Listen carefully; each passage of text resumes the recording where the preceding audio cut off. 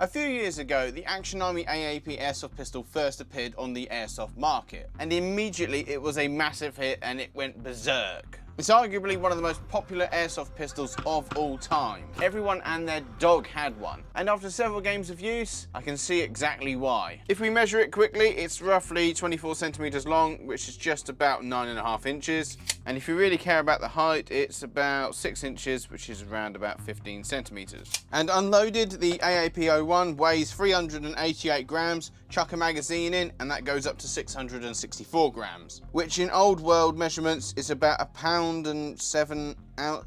Is that how you, it's that, and without the mag.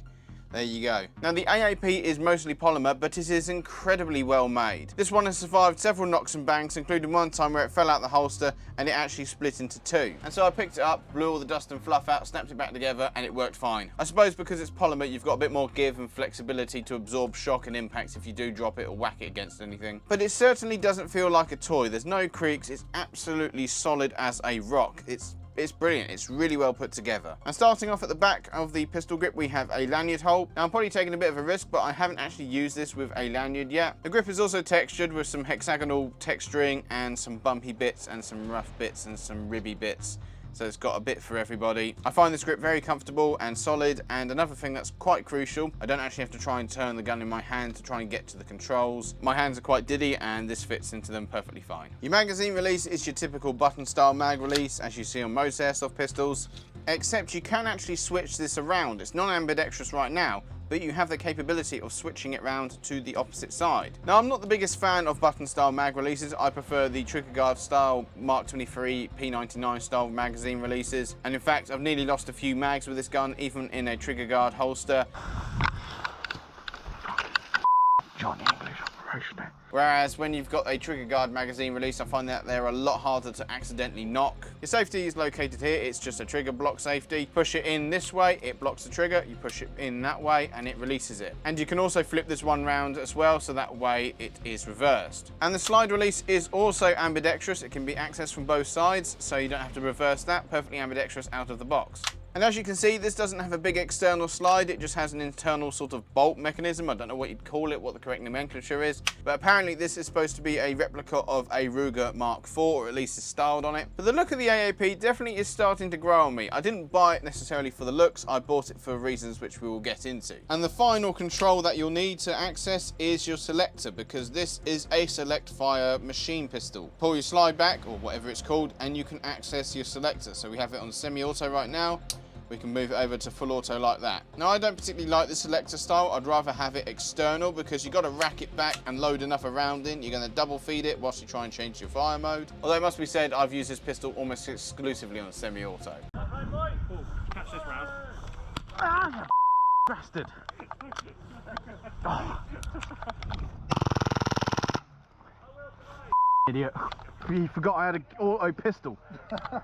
Out of the box, you have a standard curved trigger with a little trigger safety on it. None of this straight trigger nonsense. And at the front here, under a suppressor thread cover, we have some 14mm counterclockwise suppressor threads. The takedown latch is located at the back here. You push that in and it should fold forward like that. And then you can unclip it from its front pivot like so. And your hop unit adjustment wheel is located here, and it's a little wheel. I haven't modified this hop unit in any way. I was thinking of TDCing it, but with how it works out the box, I'm leaving it the hell alone. Although what I don't like about this particular AAP, I'm not sure if they're all like this, the hop wheel is almost impossible to adjust with your fingers. You have to rip half a bloody fingernail off just to shift it. But the hop unit seems to work well. I mean, I only really use it on 2.5s, but it's got very good range to it. And once you're done fiddling with it, you just clip it back on the front pivot, and then you can push it down like that, and your AAP is ready to function once again. Now, the AAP is compatible with WE Glock mags. I can't remember what generation the Glock mags I've got are. I think they're Gen 4. And the stock mag worked perfectly fine until recently, and now it's developed a leak in the fill valve, so that will need looking at. But with all the other mags, it worked perfectly fine, even in relatively crap weather as well. Now, gas efficiency is not something I really notice on the field, because whenever I run a mag out and I have to reload it, I usually regas it anyway, so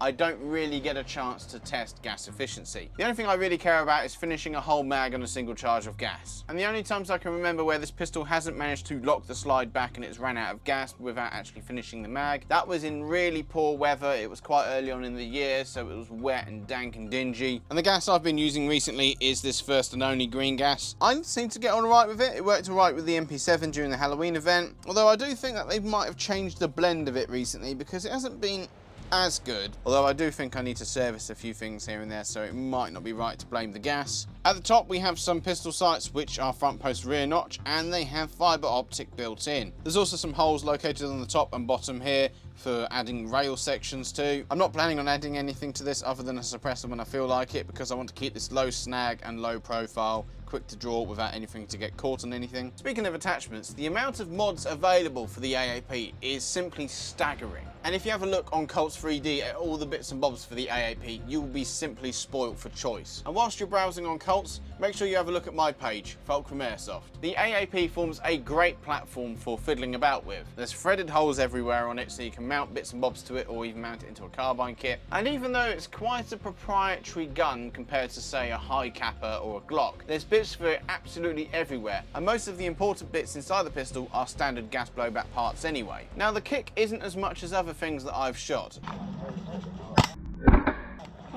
King hell, man.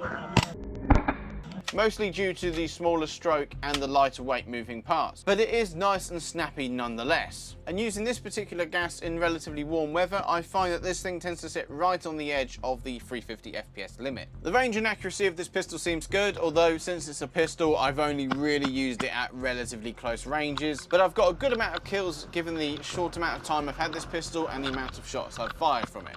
And for the most part, it seems perfectly reliable, although one time I did forget to grease it all up and grease the seals inside, and it started to dick about then, but it's since been fixed and I haven't had a single problem since. And as mentioned before, it seems to be quite tolerant of relatively crap weather, even with cheap green gas. And when I have used it briefly on full auto for testing or just dicking around, I found that you still get a bit of cooldown, at least with this gas. But it must be said, compared to a lot of other full auto gas guns I've seen, it works a lot better than them. The only complaint I have is the magazine release. I'd massively prefer a trigger guard style magazine release because they're much harder to bump. Now, I bought the Action Army AAP to finally have a decent reliable gas pistol as a sidearm, and it has ticked all of the boxes. The fact that I don't have to upgrade this to make it competitive is brilliant. I've taken this out of the box, chucked some grease in it, and it will compete with basically every other airsoft pistol I've encountered. And you know what really surprised me? The cost. This set me back 80 quid ignoring postage, and if you include postage, it was like 95. And similar to the ASG M40A3, I'm genuinely surprised that the price of this thing hasn't risen